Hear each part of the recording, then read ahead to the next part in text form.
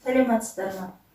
Бүгінгі тақырыбымыз 8-де 3-ші параграф іріктеу тәсілі арқылы комбинаторикалық есептерді шығару тақырыбы. Бұл оқулығымыздың 141-ші бетінде тұр. Сонымен іріктеу тәсілі қандай жағдайдағы есептерге қолданылады дейді. Бұл жерде кейбір мәселелерді шешуде оның шешудің көптеген нұсқалары пайда болады. Сол нұсқалардың ішінен біз барлық нұсқаларды қарастыра отырып, ішінен бір өзімізге керекті нақты осы жауап болады деген нұсқаны іріктеп аламыз. Соны біз іріктеу тәсілі деп аталады. Енді ол қандай есептерде кездесуі мүмкін? Бұл мысалға 3 бала болсын. 3 баладан тұратын әр бір бала бір күн кезекші болатын 3 бала болса, сол 3 баланы қалай кезекшілікке орналастырамыз? Және сол кезекшіліктің орналасуының саны нешеу, яғни неше түрлі кезекшілікке орналастыру тәсілі бар деген есепті қарастырсақ, онда осы есептің берілгенін жазып алайық. Бізде негізгі мәселе кезекшілік. Ол 3 баладан тұрады. Біреуінің аты Біржан, екінші баланың аты Самал, үшінші баланың аты Мирас. Яғни 3 баланың аты бір-біріне ұқсамады. Осы 3 баладан тұратын кезекшілікті орналастырайық. Егер Біржан бар болса, онда Біржанның жанында Самал және Мирас болу керек. Ал Самал болған жерде Біржан және Мирас. Мирастан кейін өзі жоқ басқа 2 бала бар. Біржан және Самал бар. Енді бұл ағаш дейік. Ағаштың бұтақтары. Осы бұтақпен келемізді, Біржан бірінші күн кезекші екен, екінші күн Самал, онда үшінші күні кім қалып кетті? Мирас. Ал Біржан бірінші күн, екінші күн Мирас болса, үшінші күні онда қалған бала бізде Самал.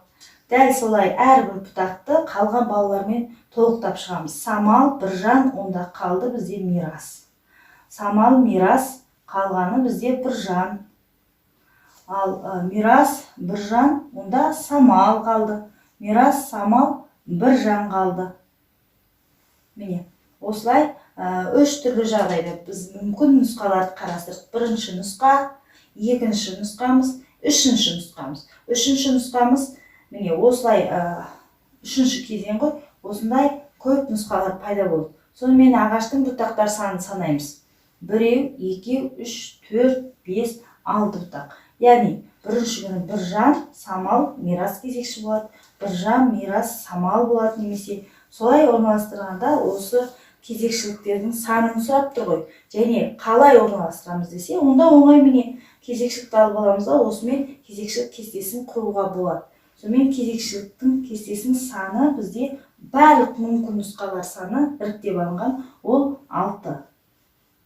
Жауабы 6 нұсқа бар екен. Екінші есеп қарастырайық. Екінші есепте бір түзудің бойынан 5 нүкте берілген. Осы нүктелерден пайда болған кесінділердің санын сұрап тұр. Осы түзудің бойынан неше кесінді ала аламыз? Бұл есепті 2 түрлі есептеу тәсілімен тауып көрейік. Біріншісі, біз алдымен кесінді алған кезде, мысалы АБ деген кесінді ме, міне АБ, БА деген кесінді, екеуі бір кесінді. Тек басталу нүктесі мен аяқталу нүктесінің орындарын ауыстырып атады. Сондықтан біз көбінде осы алфавиттік әріптің ретімен алғанды жөн көреміз. Себебі сонда шатаспайтын боламыз. АБ-ны алайық. А нүктесінен басталған кесінділерді жазып шығайық. АБ кесіндісі, АС кесіндісі, АД кесіндісі және АЕ кесіндісі. Барлық Адан басталған кесінділерді жазып болдым.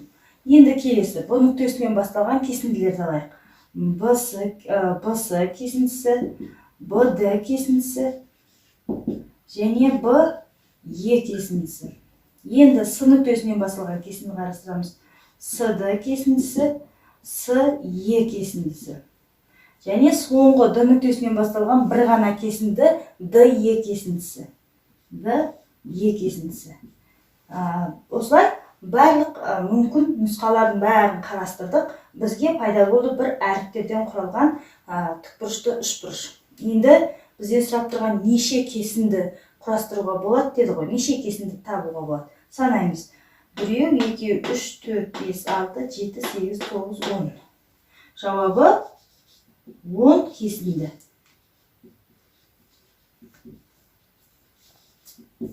10 кесінді ала алады екенбіз.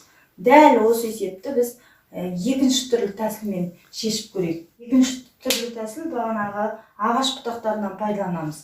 Сонымен біз ағаш бұтақтарын аламыз. Бірінші А нүктесінен басталған, Б нүктесінен басталған, С нүктесінен және Д нүктесінен басталсын кесіндіміз. Ал бізде әріп бесеу неге соңғысын алмады? Себебі Е нүктесінің өзінен кесінді басталмай, себебі ол нүкте, соңғы нүкте.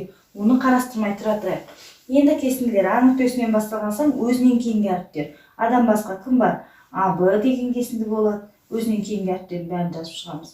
АС, АД және соңғы нүкте АЕ-ні ұмытып кетпейміз. Солай Б нүктесінен басталған БС, БД және БЕ. Дәл солай С нүктесі СД, СЕ кесінділері бар екен. Ал Д нүктесінен тек қана Е нүктесі. Соңғы нүкте ғой, Д-дан Е-ге дейін бір ғана кесінді бар. Сонымен біз ағаштың барлық бұтақтарының санын санап шығамыз. Мұнда 4-еу 3, 7 болады. Арға 2, 9, соңғысымен 10. Сонда бұл жерде де жауап 10 кесінді. Қай тәсілмен шешу, ол өзіңе байланысты. Қайсы тәсіл саған ыңғайлы, сол тәсілді қолданып шеше беруге болады.